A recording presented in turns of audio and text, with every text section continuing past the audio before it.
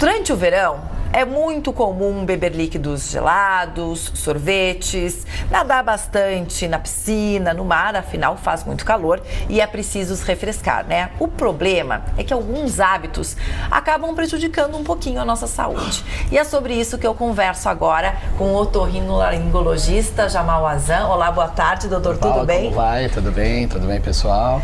Bom, nesses dias quentes, a gente está sempre querendo se refrescar, também tem aí época de férias, então tenta tomar um banho de cachoeira, de piscina, de mar e sempre tem aquela dorzinha de ouvido, né? Por que ela acontece? Tem um limite de tempo que a gente possa ficar se refrescando na água, doutor? É natural que a gente deseja se aliviar. O calor ele é muito forte, a gente quer piscina, quer praia, especialmente as crianças, né? As crianças adoram, fica na água, quem é que tira a criança da água, né? Mas a gente sabe que a exposição contínua e prolongada à água faz com que o canal do ouvido possa inflamar. Isso nós chamamos de otite externa. É quando a água acaba macerando a pele, sabe? O dedo da gente não fica todo assim inchado de água, lá dentro também. Só que isso pode favorecer a entrada de bactérias ou até fungos e isso gera muita dor, especialmente então em situações nas quais a criança ou o adulto fica muito tempo e exposto à água, então. E quanto que seria esse muito tempo, doutor, aí, contínuo? Olha, nós recomendamos que a pessoa fique até 30 minutos para cada 30 minutos dentro da água, 30 minutos fora da água, para que o ouvido seque um pouquinho. E tem alguma atividade que prejudique mais? Por exemplo, a piscina, porque tem cloro, ou o mar, porque tem sal? Não, o prejuízo é pela própria água, ou seja, é pelo tempo de exposição muito prolongado. E essa situação, então, à medida que a água entra, as pessoas começam a fazer, Paula, coisas muito erradas. Então, vale um alerta muito importante para vocês. Não pinguem nada no ouvido sem orientação estrita do médico. E outro problema grave também é usar as hastes de algodão, porque a pessoa acha que a água está parada ali e vai tentar secar. Muitas vezes empurra um pouco de cera ou descamação, às vezes machuca o conduto auditivo, isso acaba gerando dores intensas e isso é um problema. Então, proibido pingar qualquer líquido, mesmo álcool, não pode. A pessoa fala, pinga um pouco de álcool, sem orientação médica, não. Não pingar nada, não usar hastes de algodão, porque isso pode, então, prejudicar cada vez mais. E aquela batidinha assim que as pessoas dão, não tem problema? Não tem problema. Tá errada, não tem problema. Quando as pessoas dão essa batidinha assim para tirar um pouquinho da água, né? Ou então deitar de lado, mobilizar delicadamente o conduto auditivo, usar um papel toalha, Paula, isso pode. Pega o papelzinho toalha ou a própria toalha e coloca até o limite que o dedo alcança. Bom, e outro problema também muito comum, doutor, é problema respiratório, dor de garganta nessa época, né? Porque a gente sai do ar-condicionado pro quente, do quente pro ventilador e o dia inteiro assim. E fora que a gente fica com muita sede, precisando se hidratar, então tomar água gelada o dia inteiro, sorvete, e aí acaba aumentando dor de garganta também, respiração. E aí, nesse sentido aí, como é que a gente pode fazer? Porque também não tem como passar verão sem tomar sorvete, né? Não, claro que não. A gente tem que tomar o sorvete, a gente tem que tomar gelado. Ninguém é contra isso. O problema é o abuso. Lembrar que o corpo humano é sensível. Então, o nariz e a garganta sofrem juntos, ou seja, gelado, excesso de gelado, é claro, ventiladores, choque térmico com ar-condicionado. Então, quais são as orientações? Tomar gelado, tomar sorvete?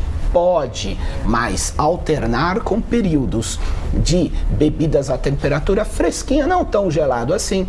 Especialmente criança, cuidado porque ela toma um sorvete muito rápido. Então dê umas aguinhas para a criança tomar nos intervalos, isso ajuda muito. Mas aguinha não gelada como o sorvete? Pode ser fresquinha, mas não assim tão gelada quanto o sorvete.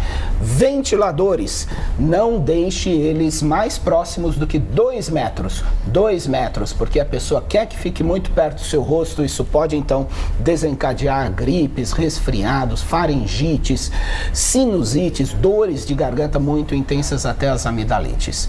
Ventilador de teto, procure deixar na exaustão, que é o ar para cima e não para baixo direto em você. Ar-condicionado, a temperatura mínima recomendada é 22 graus. Menos que isso a gente quer. Claro que a gente quer, mas isso pode gerar, então, prejuízos para o corpo e muito cuidado, então, com os choques térmicos. Prefira essa transição mais lenta dentro do possível, é claro. E também sempre lembrando, né, professor, que tanto o ventilador quanto o ar-condicionado tem que estar sempre limpos, né? Porque essa poluição e o pó que fica ali também acaba prejudicando e muito a respiração, né? Com certeza, a higienização desses equipamentos é fundamental, especialmente do ar-condicionado, porque a gente vai deixando, né? O ar-condicionado do carro, a gente vai deixando, então muito cuidado. As dicas, gente, nunca deixem de se hidratar bastante, líquido o dia inteiro, porque nós vamos transpirar, nós vamos perder o nosso líquido do corpo. Quando a gente perde o líquido do corpo, as secreções engrossam, isso faz com que elas se mobilizem mais lentamente e os vírus, as bactérias, têm tempo então de agir e gerar as infecções. Outra dica bacana é usar o soro fisiológico no nariz. Isso é de venda livre, você pode usar, compra na farmácia, soro fisiológico. Hoje nós temos os jatos contínuos de soro fisiológico que jogam com uma pressão bastante agradável, limpando o nariz. Então, tomar bastante água, soro fisiológico o tempo todo no nariz e muito cuidado, lembrar que nós somos seres humanos e que a gente quer curtir as férias e não atrapalhar elas, não é? E o senhor falou aí da transição, né? De quando a gente está num ambiente mais fresquinho, gelado e tal, e vai para aquele calor. Como é que é o tempo dessa transição? Porque, por exemplo, se a gente está no carro com o ar-condicionado ligado, a gente chegou no lugar e aí já pega aquele calor todo. Tem que desligar o ar um pouco antes? Como é que faz essa transição, doutor? Exatamente, Paula. Se a gente consegue ter esse domínio, esse controle, a gente vai aumentando um pouquinho a temperatura do ar-condicionado do carro, um pouquinho antes de sair. Agora, é claro, tem situações, gente, que não dá.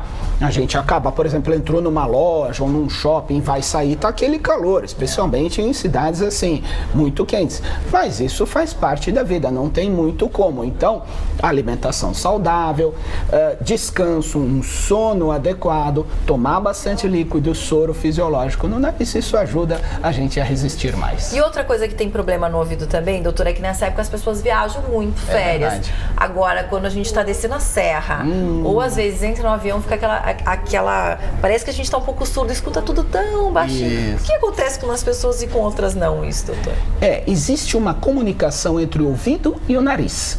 Essa comunicação a gente chama de tuba auditiva, antigamente chamava de trompa de Eustáquio. E toda vez que a gente engole ou que a gente abre a boca, boceja, o ar vai para o ouvido e equilibra a pressão. Se este ar não for para o ouvido, então vai ter essa sensação de ouvido tampado, podendo ter dores muito intensas. Então, quais são as dicas, gente? Aproveitem para vocês não terem essas dores. Se for descer a serra de carro, desça devagar, porque quando é muito rápido não dá tempo do ar equilibrar a pressão do ouvido.